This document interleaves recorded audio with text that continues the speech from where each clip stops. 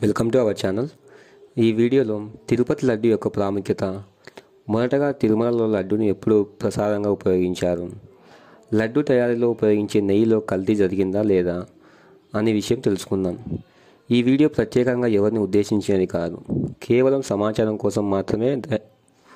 దయచేసి గమనించగలరు. భక్తులు భక్తి శ్రద్ధలతో మహా ఇష్టంగా స్వీకరించే ప్రసాదాలలో తిరుపతి లడ్డుదే తొలిస్తాను. తిరుమల ఆలయంలో ప్రసాదంలో 15వ శతాబ్దం నుంచి 20వ శతాబ్దంలో తొలినాళ్లలో వరకు ఇప్పుడు లడ్డూకు ఉన్న స్థానం వడకు ఉండేది. అప్పట్లో శ్రీవారికి సంధి నివేదనలు ఖరారు చేశారు. ఈ సమయాల్లోనే భక్తులకు ప్రసాదాలు పంచేవారు. అప్పట్లో కొండ మీద భోజన సదుపాయాలు ఉండేవి కాదు. ఈ ప్రసాదాలనే భక్తులు ఆకలి తీర్చేవి.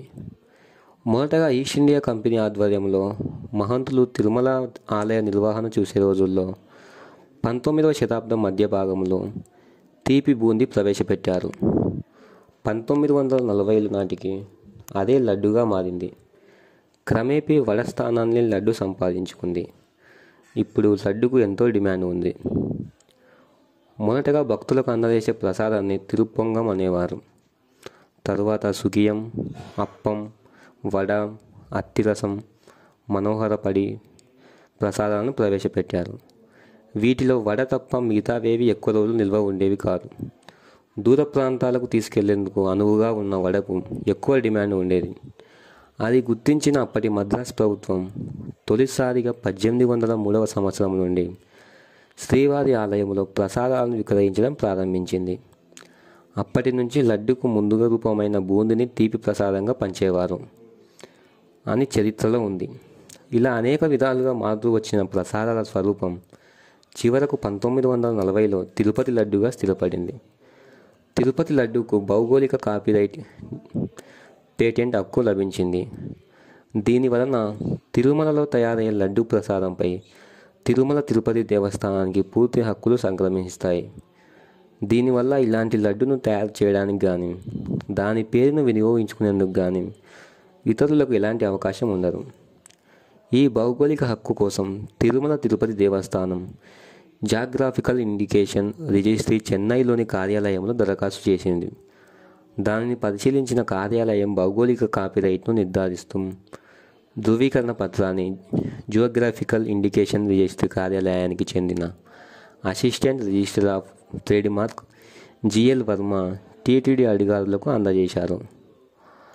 తిరుమల శ్రీ వెంకటేశ్వర స్వామి లడ్డు తయారీకి ఉపయోగించిన నెయ్యిలో జంతువుల కొవ్వులను కలిపారన్న ఆరోపణలపై వాస్తవాలను నిగ్గు తేల్చేందుకు సుప్రీంకోర్టు పర్యవేక్షణలో ఓ కమిటీని నిర్ణయించాలని కోరుతూ బీజేపీ సీనియర్ నేత, ప్రముఖ ఆర్థికవేత్త డాక్టర్ సుబ్రమణ్యన్ స్వామి సుప్రీంకోర్టులో ప్రజా ప్రయోజన వాద్యంలో దాఖలు చేశారు.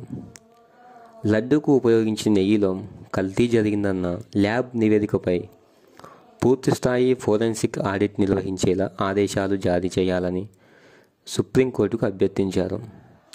ఈ వాద్యంలో ప్రభుత్వ ప్రధాన కార్యదర్శి, కేంద్ర ఆరోగ్య కుటుంబ సంక్షేమ శాఖ కార్యదర్శి, టీటీడీ ఈవోలను ప్రతివాదులుగా పేర్కొన్నారు.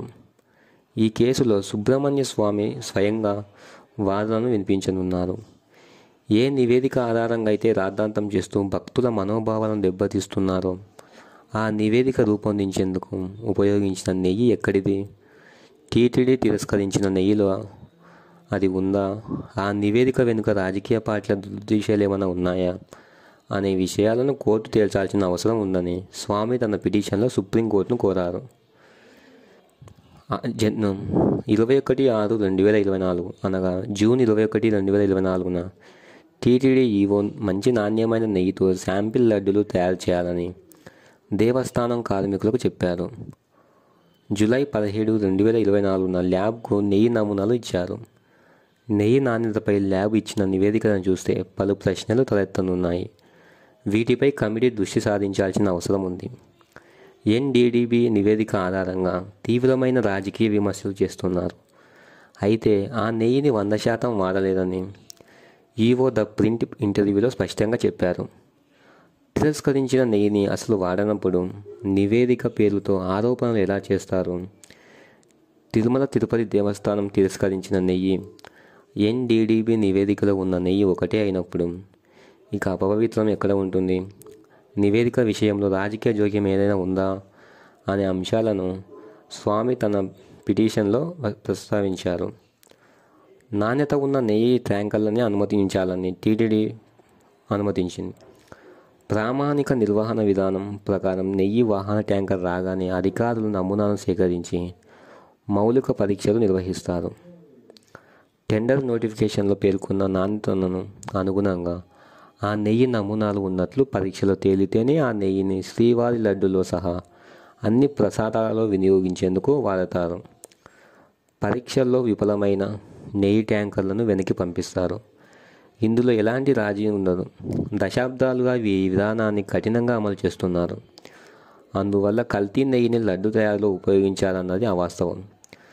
ద ప్రింట్కి ఇచ్చిన ఇంటర్వ్యూలో టీటీడీ ఈవో ఆ నెయ్యిని 100% ఉపయోగించలేదని స్పష్టంగా చెప్పారు.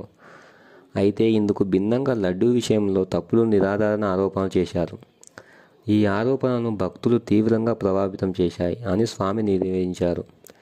రాజకీయ ప్రయోజనాల కోసం ప్రకటనలు చేశారని కొందరు విశ్లేషిస్తున్నారు.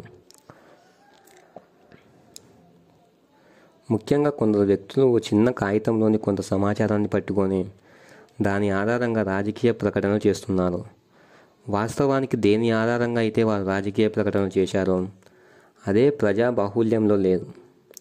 దీనిపై తీవ్ర రాజకీయ ప్రతిఘటన మొదలైంది. వెంకటేశ్వర స్వామిని కొలిచే కోట్ల మంది భక్తుల మనోభావాలు దెబ్బతింటున్నాయి. అతి సున్నితమైన విషయాన్ని ఉద్దేశపూర్వకంగా మీడియాకు లీక్ చేసి దానిని రాద్ధాంతం మొదలుపెట్టారు.